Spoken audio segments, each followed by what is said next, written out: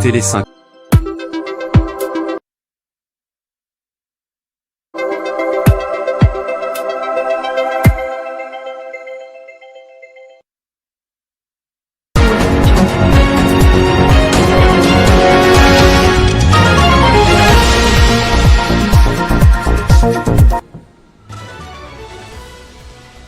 À la une de l'actualité, le chef de l'État, Félix-Antoine Tshisekedi, appelle à la paix, à la justice et à la sécurité dans le monde. Message lancé lors du petit déjeuner de prière organisé par Donald Trump aux États-Unis. Ce dernier l'a nouvellement courtisé, le qualifiant d'homme brave et réitérant sa détermination à œuvrer pour la paix dans l'Est du pays. Au Nord Kivu, la crise sécuritaire dans le territoire de Béni paralyse le système éducatif dans le groupement Malio en chefferie des Bachou. 23 établissements scolaires ont cessé de fonctionner depuis plus d'une semaine à la suite de l'activisme des ADF.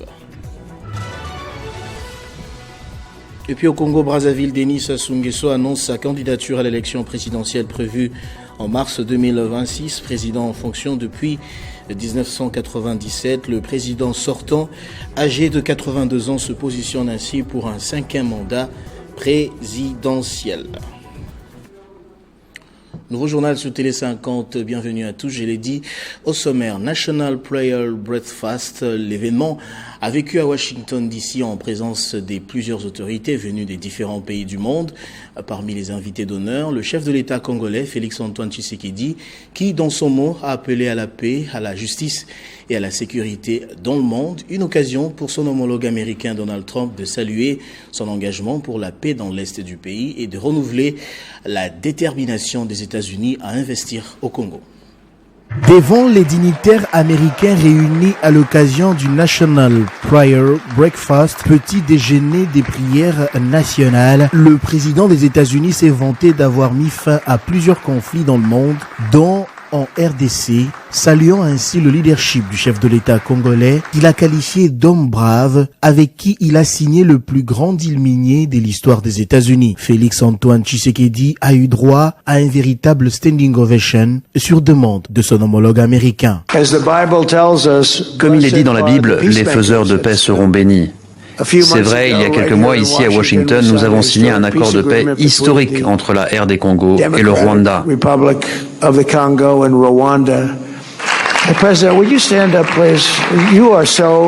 Président, est-ce que vous pouvez vous lever? Vous êtes tellement... Président, merci.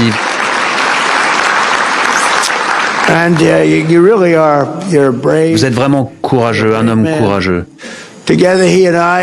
Ensemble, nous avons signé le plus grand accord historique sur les minerais entre l'Afrique et les États-Unis. Le Congo a une terre magnifique. C'est une terre incroyable. Prenant la parole, le président de la République démocratique du Congo a prononcé une prière en faveur de la paix et de la justice. Aujourd'hui, Seigneur, fais de nous des artisans de réconciliation.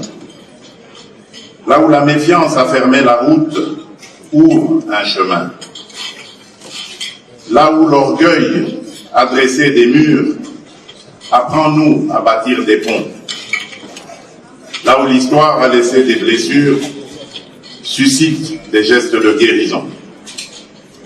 Et nous voici en ta présence, engageant nos cœurs et nos vies pour la réconciliation entre les peuples et entre les nations, afin que règne la paix et la justice, la droiture et la liberté, la sécurité et la dignité partout dans le monde. Cette rencontre annuelle, créée en 1953, est placée sous le thème de la réconciliation et du dialogue et vise à rassembler, dans un esprit de respect et d'écoute, des décideurs et des personnalités de sensibilités diverses. Au-delà du rituel, cette 74e édition a été l'occasion de porter l'attention sur les femmes et les hommes éprouvés par les crises et les conflits, victimes des guerres et des violences, personnes touchées par le terrorisme, réfugiés et déplacés, enfants privés d'avenir par la misère, familles confrontées à l'injustice et aux inégalités.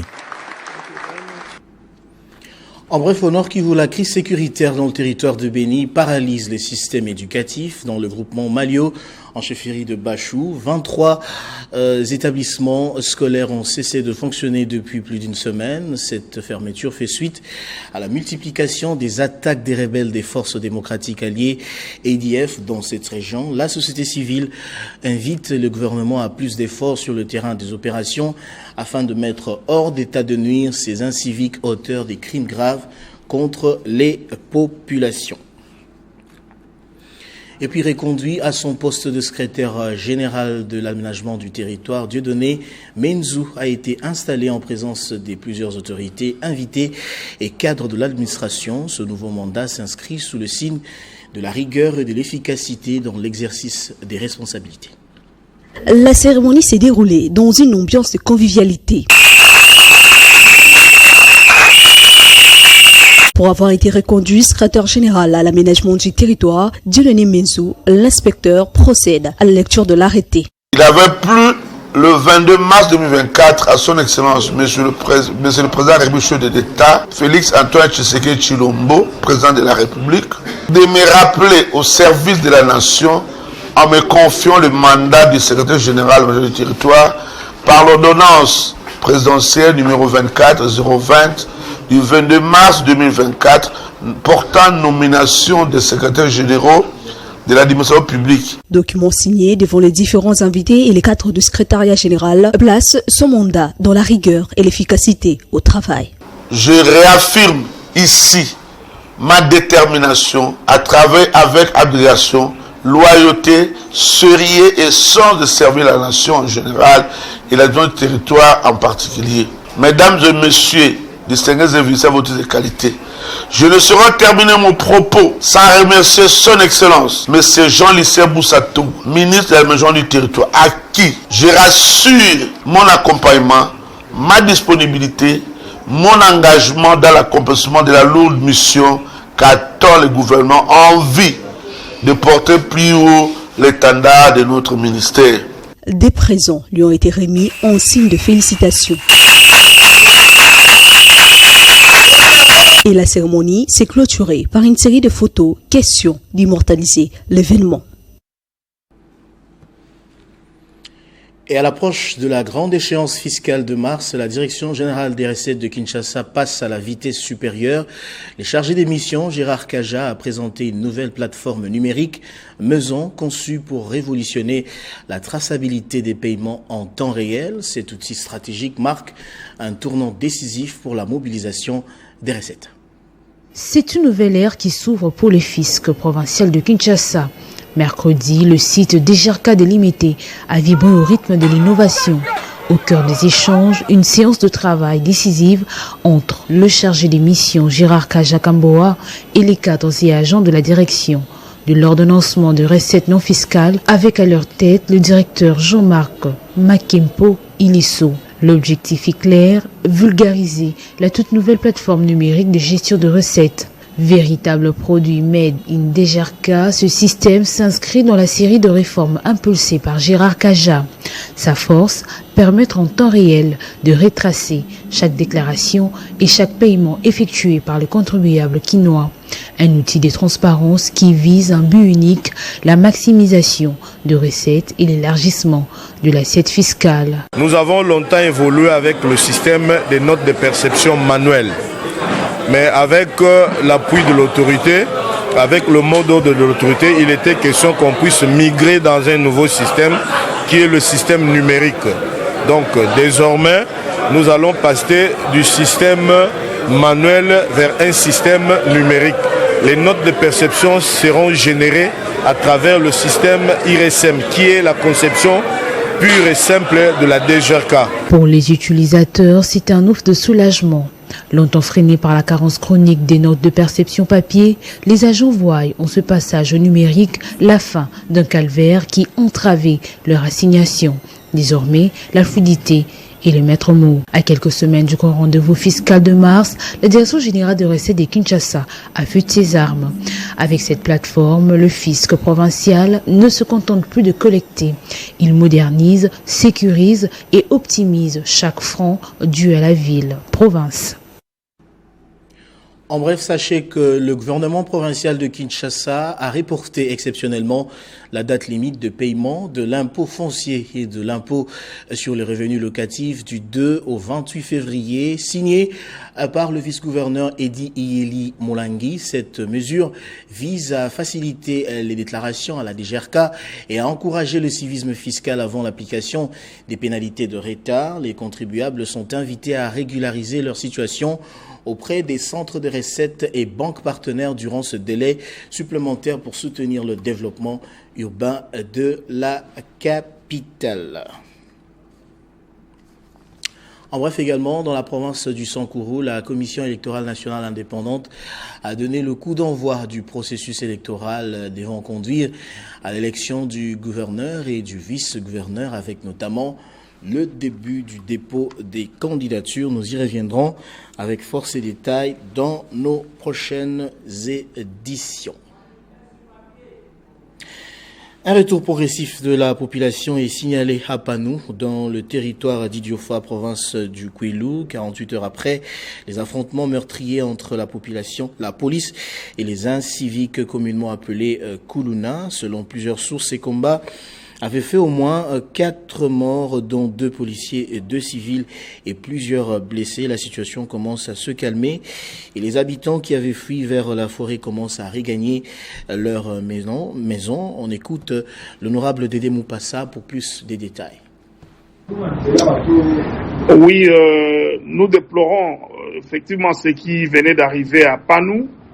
De part et d'autre, il y a eu des morts d'hommes que nous présentons des condoléances et nous demandons à la même occasion que la ville ou la cité soit vraiment sécurisée et que la police puisse faire son travail. La cité a grandi, c'est une grande agglomération, plus de 300 000 personnes habitant maintenant, donc il y a de quoi prendre ça au sérieux parce que ce n'est plus une cité ordinaire, c'est une commune rurale et il faut que toutes les structures qui accompagnent une commune rurale soient mises en place et le moyen aussi. Alors, s'il y a du banditisme là-bas ou tout ça, moi je me dis c'est un problème d'encadrement parce que l'accessibilité est difficile dans cette cité. Il n'y a pas de route, qui relie Panou pour sauver même la population en termes d'ambulance ou en termes d'exercice policier pour intervenir. C'est toujours un problème. La route est en un très très très mauvais état. Donc si jamais on relie Panou avec le reste des communautés ou des restes des communes, pour l'accessibilité, on peut organiser des sous-siats et la population va s'adapter et je pense que ce sera un problème résolu. Donc la sécurisation des panneaux, c'est quelque chose qui nous touche et nous voulons le plus vite possible qu'on puisse résoudre cela. Et nous lançons l'appel à tous ceux de notre qui sont en train de rentrer et que l'État est là, l'État va veiller à leur sécurité. Le bourgmestre, on vous encourage à encadrer la population ainsi que le commandant de la police. Merci, honorable député national, pour plus ces détails. À l'inspection générale du travail, Jean-Paul Mbomba Mouyoukou a repris le bâton de commandement en l'absence de son prédécesseur. Le nouveau patron de l'inspection générale du travail a été installé par une délégation des inspecteurs. Regardez. C'est sous une euphorie totale que les agents et cadres de l'inspection générale du travail ont accueilli dans l'avant-midi de ce jeudi 5 février 2026 Jean-Paul Mboma Mouyoukou, reconduit à nouveau à la tête de l'IGT. L'absence de l'inspecteur général sortant et des quelques membres de l'administration n'a pas empêché l'exécution de l'arrêté du VPM de la fonction publique Jean-Pierre Liaou. Les inspecteurs de l'IGT ont reconduit aux inspecteurs de l'administration publique et les conseillers du vice-premier ministre pour élaborer un procès-verbal pour la dite cérémonie. L'impression est que de remercier les autorités de la République qui ont compris que l'inspection du travail c'est un service technique. Il fallait un technicien à la tête de ce service. Et s'ils m'ont reconduit, la première des choses, c'est de remercier les autorités de la République, en commençant par les chefs de l'État. Après la lecture du PV, les insignes du pouvoir ont été remis à Jean-Paul Mboma, installé officiellement à ses fonctions. Le nouvel inspecteur général du travail a réitéré sa noble mission de servir avec loyauté, intégrité et dévouement. Pour redynamiser les inspecteurs du travail, c'est d'abord leur motiver, leur payer leur prime spéciale de motivation parce qu'ils sont déjà formés, ce sont des technocrates, ils vont faire leur travail, mais ce qui leur manque c'est les moyens Quand je parle des 4 piliers, et les 2 autres piliers là, c'est il y a la digitalisation de l'inspection et il y a l'équipement. Les inspecteurs n'ont pas des équipements, ils n'ont pas de véhicules comme ailleurs, et ils n'ont pas de moyens. Comment est-ce que vous allez contrôler un employeur qui a beaucoup de moyens par pied? Son retour est une lueur d'espoir pour l'inspection générale du travail pour son décollage effréné. Et puis pour terminer, au Congo-Brazzaville, Denis Sassou Nguesso a annoncé sa candidature à l'élection présidentielle prévue en mars 2026. Président en fonction depuis 1997, le président sortant âgé de 82 ans se positionne ainsi pour un 5e mandat présidentiel. Je vais accompagner ce mouvement et je vous dis aussi directement que pour cela, je vais faire acte de candidature. L'annonce de sa candidature à l'élection présidentielle prévue au mois de mars fait polémique à Ingeni devant une foule de plusieurs milliers de personnes rassemblées lors d'un déplacement au sud. Les mouvements présidentiels, Parti congolais du travail PCT, avaient déjà désigné fin décembre en congrès Sassou Nguesso comme candidat naturel du parti. Les PCT est la principale formation politique de la majorité. L'élection initialement prévue pour le 22 mars se tiendra finalement le 15 mars.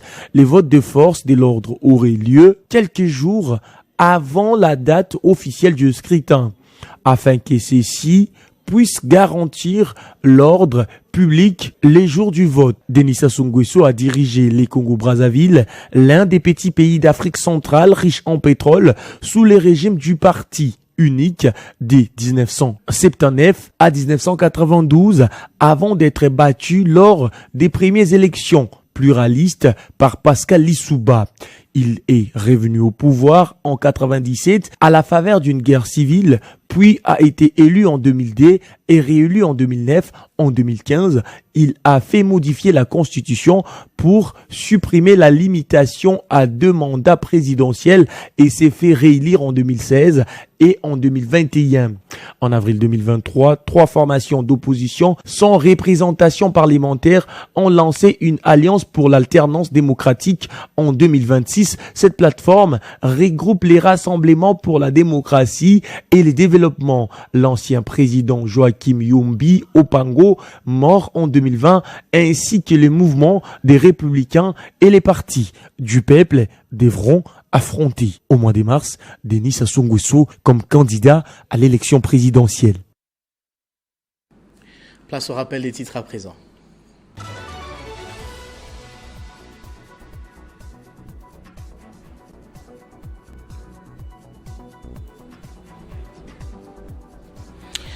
Le chef de l'État, Félix-Antoine Tshisekedi, appelle à la paix, à la justice et à la sécurité dans le monde. Message lancé lors du petit déjeuner de prière organisé par Donald Trump aux États-Unis. Ce dernier l'a nouvellement courtisé, le qualifiant d'homme brave et réitérant sa détermination à œuvrer pour la paix à l'est du pays.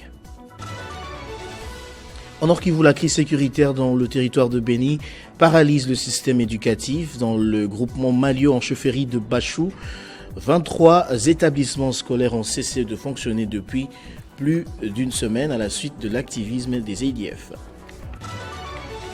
Au Congo-Brazzaville, Denis Sassou Nguesso annonce sa candidature à l'élection présidentielle prévue en mars 2026. Président en fonction depuis 1997, le président sortant âgé de 82 ans se positionne ainsi pour un 5e mandat présidentiel. On va prendre à présent la revue de presse.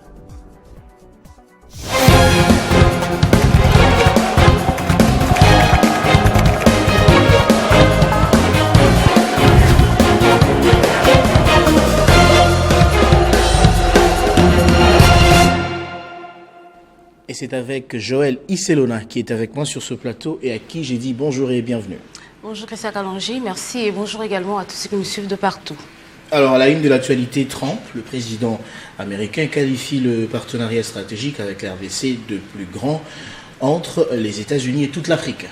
Connu pour son franc-parler, un dirigeant qui ne cache pas ses sentiments ou encore qui dit ce qu'il pense sans porter de gants, le président américain Donald Trump, rapporte le journal Le Phare, a exprimé sa grande joie pour le deal que son pays a dernièrement conclu avec la RDC. Après avoir salué chaleureusement les invités dans la salle, Donald Trump s'est tenu à la tribune et a demandé au président Tshisekedi de se mettre debout afin de l'honorer devant l'assistance au National Prayer Breakfast à Washington. Et prenant justement la parole à cette occasion, Donald Trump, ajoute le journal Ouragan, s'est montré particulièrement élogieux envers son homologue congolais Félix Tshisekedi, dont il a loué le courage. Et pendant ce temps, le journal Le Potentiel nous apprend que la pression américaine s'intensifie contre le régime Kigali dans le contexte de la guerre menée par les rebelles M23 dans l'est de la RDC. Selon plusieurs sources concordantes, l'administration du président Donald Trump travaillerait actuellement sur un train de sanctions ciblées visant des hauts responsables sécuritaires rwandais. Et pour clore ce sujet, le journal Le Maximum rappelle qu'en séjour de travail aux États-Unis d'Amérique, le chef de l'État Félix Tshisekedi a multiplié les rencontres avec les hautes personnalités dans le but de renforcer la coopération entre la RDC et les États-Unis. Ces rencontres ont également permis de faire le point sur le partenariat stratégique entre Kinshasa et Washington destiné à promouvoir la coopération économique en favorisant les investissements mutuels. Et puis, pour clore votre revue de presse, ce sujet intéressant, Congo-Brazzaville, Denis Sassou Nguesso annonce sa candidature à l'élection présidentielle. À 82 ans et plus de 40 années accumulées au pouvoir, écrit TV5 Monde, le président du Congo-Brazzaville, Denis Sassou Nguesso, a annoncé jeudi sa candidature à la prochaine présidentielle et son intention de répartir pour un nouveau mandat de 5 ans qui, selon la Constitution, doit être le dernier. Élu en 2002, réélu en 2009, Denis Sassou Nguesso a pu se représenter et remporter les présidentielles de 2016 et 2021 après un changement de constitution qui a fait sauter en 2015 la limite d'âge, 70 ans, et porté à 3 le nombre possible de mandats de 5 ans. Et RFI, Radio France Internationale, qui rapporte ces propos, je cite, écrit, je cite, « Je ferai acte de candidature à l'élection présidentielle », a déclaré Denis Sassou Nguesso devant une foule de plusieurs milliers de personnes rassemblées pour l'ouverture d'une grande foire agricole. Et s'exprimant devant une assemblée composée essentiellement d'agriculteurs, le chef d'État a prôné la souveraineté alimentaire et a salué la jeunesse qu'il a dit vouloir accompagner. Mais il faut noter, Christian, que s'il est réélu en 2026, celui qui est souvent mis dans le clan de dinosaures du continent ne pourra plus se représenter. On va suivre de près ce dossier. Je vous remercie de votre présentation. C'est moi qui vous remercie, Christian. Et nous saluons tous les téléspectateurs qui nous suivent depuis Bumba grâce à Télé 50.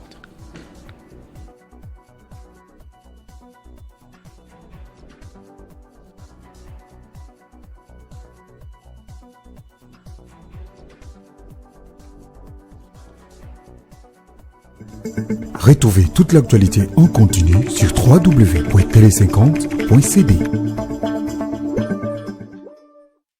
La Direction générale de recettes de Kinshasa, DGRC en sigle, informe l'opinion publique, personnes physiques et morales assujetties à l'impôt sur le véhicule et à la taxe spéciale de circulation routière que depuis la reprise de la campagne du paiement de la vignette exercice couplé 2024-2025, la DGRK ne délivre pas pour l'instant des vignettes physiques, papier à coller. À cet effet, le contrôle se fait sur base des informations contenues dans le système, car présentement, les vignettes sont fournies en format électronique par un code QR généré à partir du récépissé provenant du système irms-dgrk.com, et ce, après paiement uniquement à la banque.